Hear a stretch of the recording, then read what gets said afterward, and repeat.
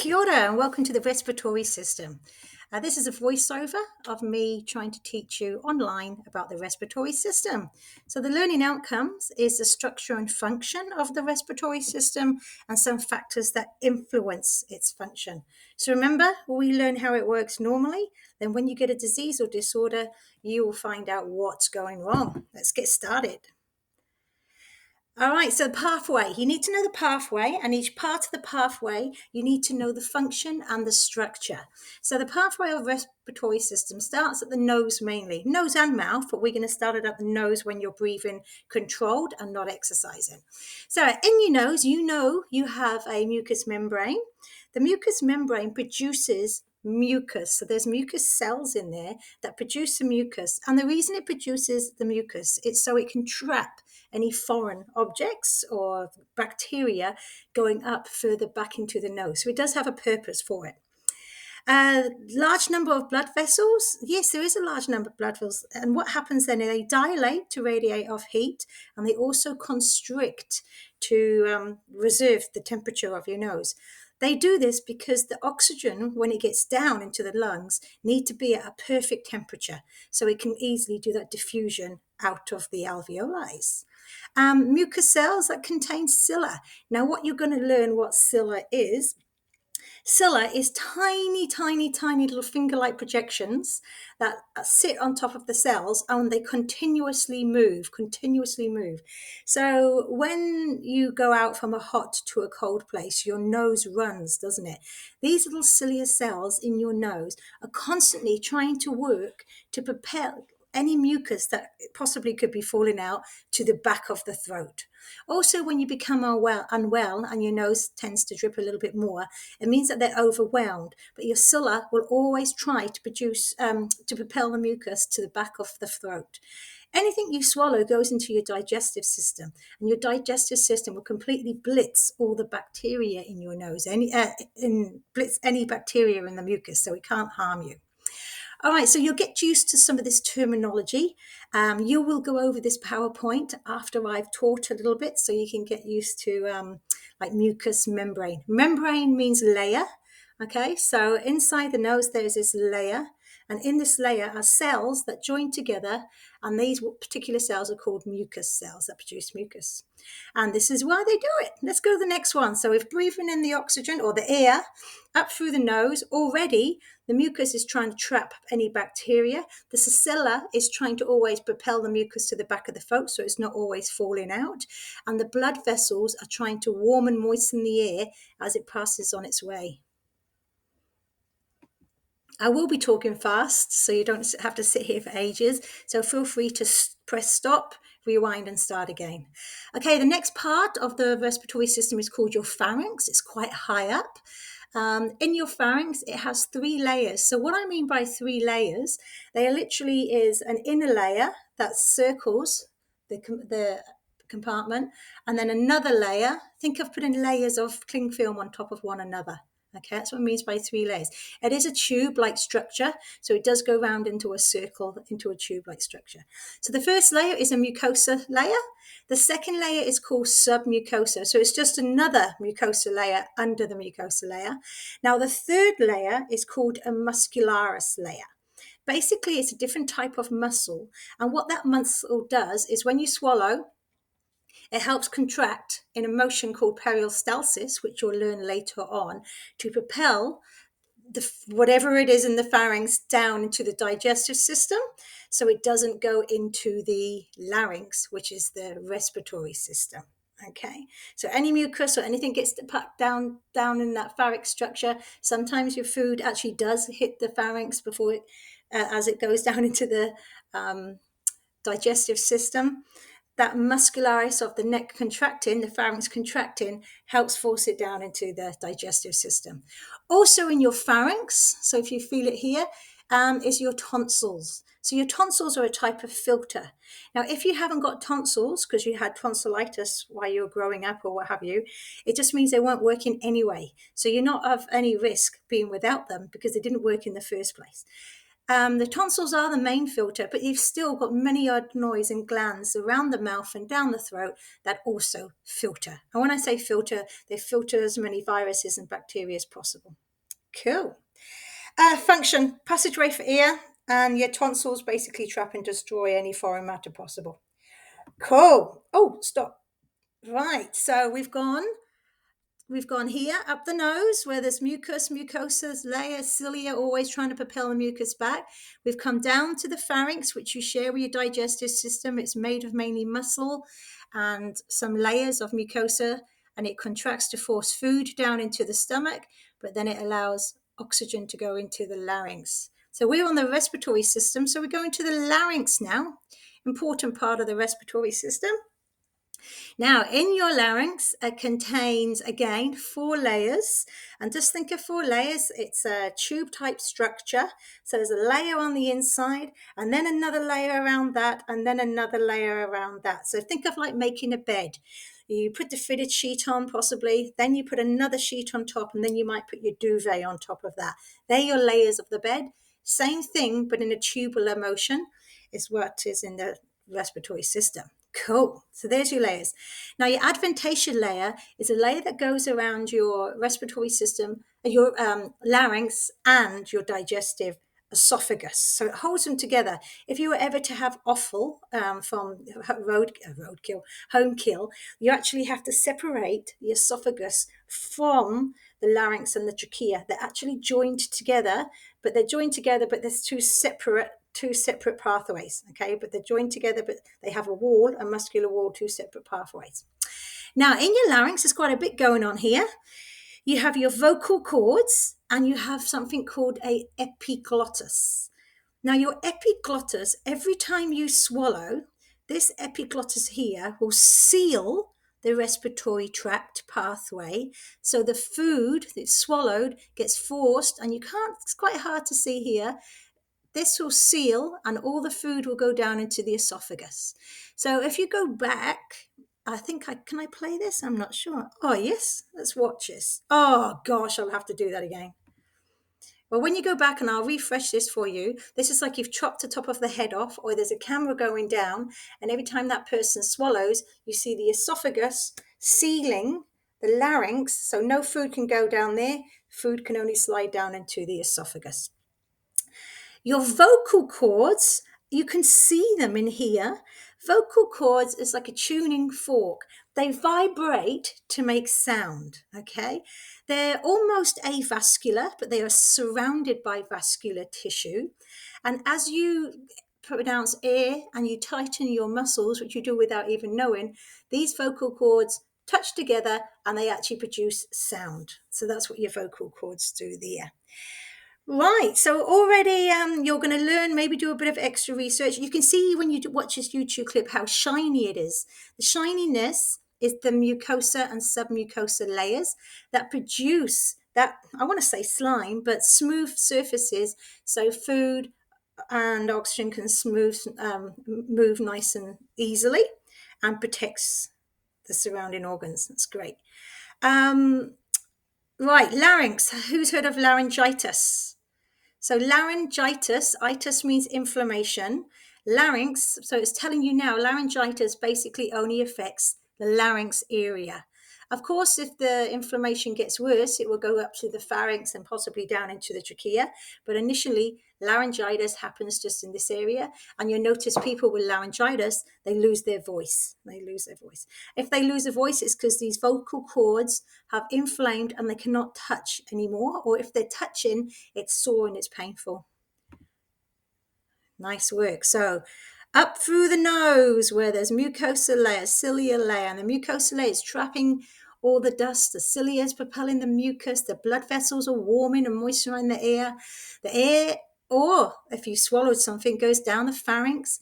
The pharynx is a muscular tube, but it has still a mucus and mucosa layer. If it's food, it will be passed down into your digestive system. If it's air, it has to go through your larynx. The epiglottis is a trap door that seals the larynx if it is food to force the food into a different direction. Also in the larynx is your vocal cords, which vibrate to make sound. Hold onto your neck here and just talk. You'll feel the vibrations. That vibrations is your larynx. You're feeling right here. It's a bit of a bulbous area, and you can actually feel your vocal cords working. Okay, we're going down into the trachea. Trachea, same thing.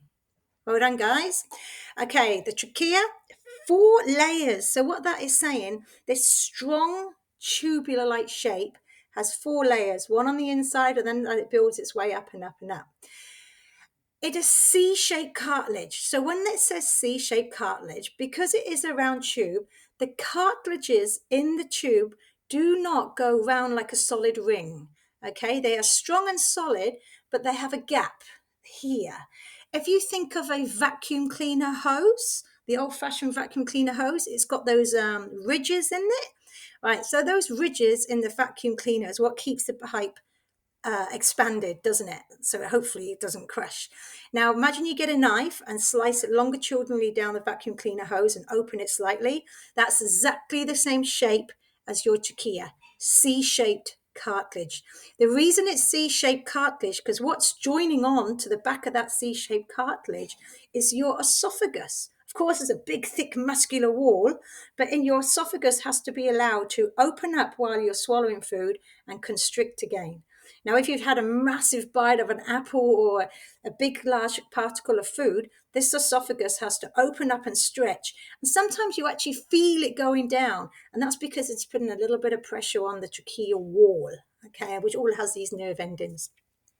So at the moment in the trachea, it's C-shaped cartilage. Think of that vacuum cleaner hose. In between every C-shaped cartilage, there is thick muscle, okay, thick muscle called muscularis that constrict and also open up, and the 4 layers again. So on the inside, it's nice and smooth and has a mucosous layer, submucosous layer, muscularis in between each cartilage, and adventitia, which is almost like a connective tissue on the outside.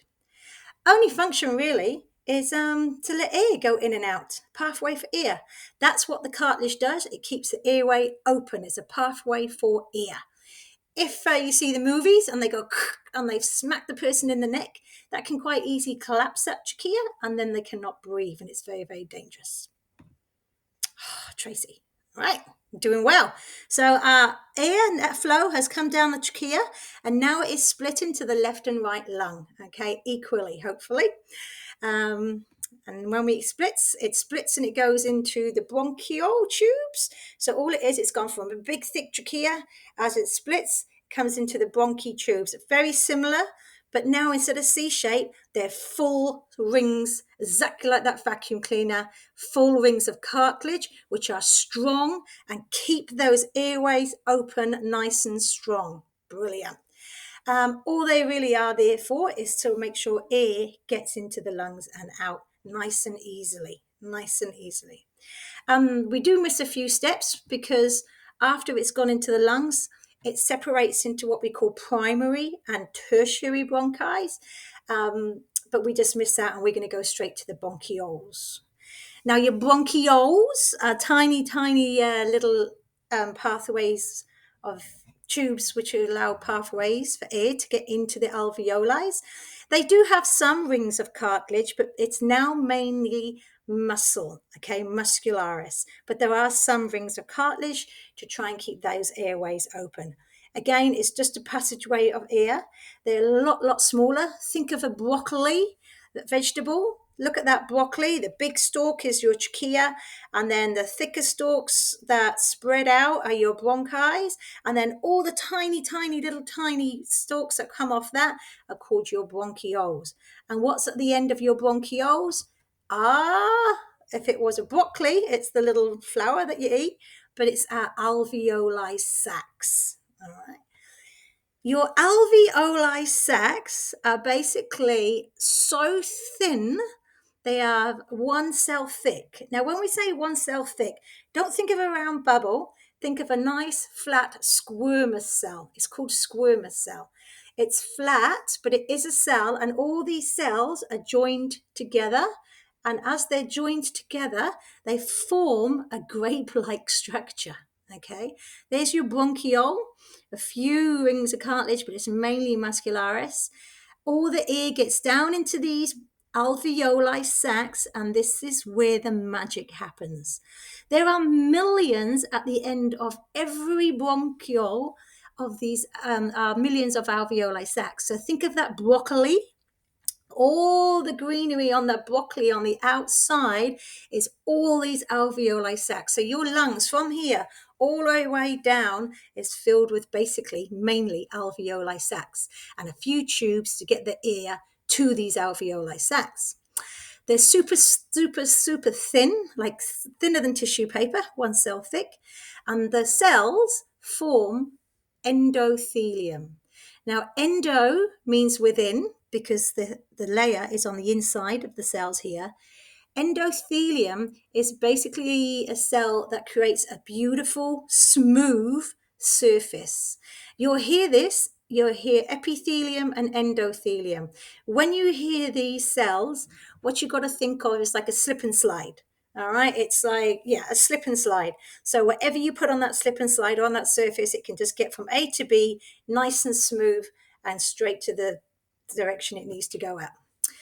Now, in these alveoli cells, this is where our oxygen exchanges. And I'm going to do another presentation and teach you how then all of a sudden oxygen particles can get out of the alveoli cells, and waste in the blood that we've used up, and which is now called carbon dioxide, manages to get out into the alveoli cells to go up through the whole pathway for you to breathe out. So it doesn't exchange here. All right? Full stop. All right, just recap on that pathway, and then on presentation number 2, I will do about the breathing. Remember to take your time. You can stop, you can rewind, and I want you to go over this presentation as well by yourself so you can see all the YouTube clips.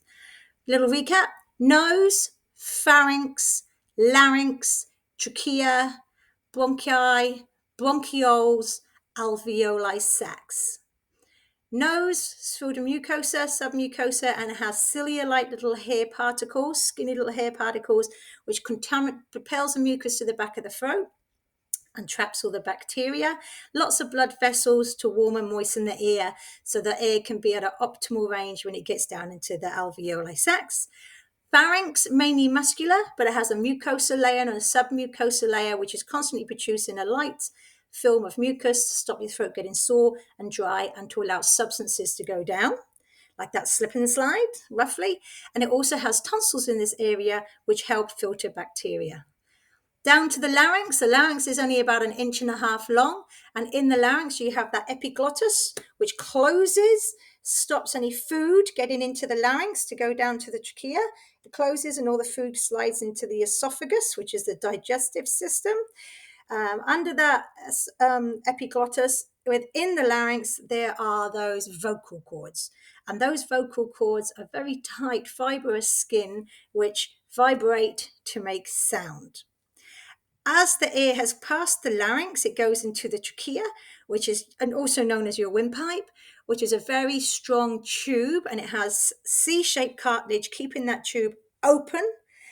And so air can go in and out. It's only C-shaped, meaning the cartilage doesn't go all the way around like that vacuum cleaner hose. It only goes halfway because there's a big muscular layer on the other side, which is called your esophagus. So they can do a little bit of toing and throwing. One can expand while the other one can expand.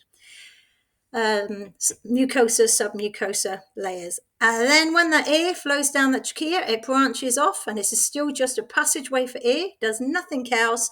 That air is finding its way to get to the alveoli sacs. So that there's millions of alveoli sacs in the lungs, so air is just shooting out everywhere because all it wants to get to is that destination of those alveoli sacs. It's in the alveoli sacs where gases are exchanged. The alveoli sacs are very thin. They're only 1 cell thick, and they are lined on the inside with a product called endothelium. Endothelium is a membrane, it's cells joined together, and they create a real smooth surface. So anything or any particles that's in there, it won't stick. It will just make sure it makes its way in or out. Gas exchange happens in the alveoli sacs. Hope this makes a little bit of sense. Hopefully I'm in class anyway, or any information you got from class by rewatching this, it's sticking in there a bit more. Okay, I'm going to now make presentation number 2 about gas exchange. Full stop. Stop. Where are you? Sorry.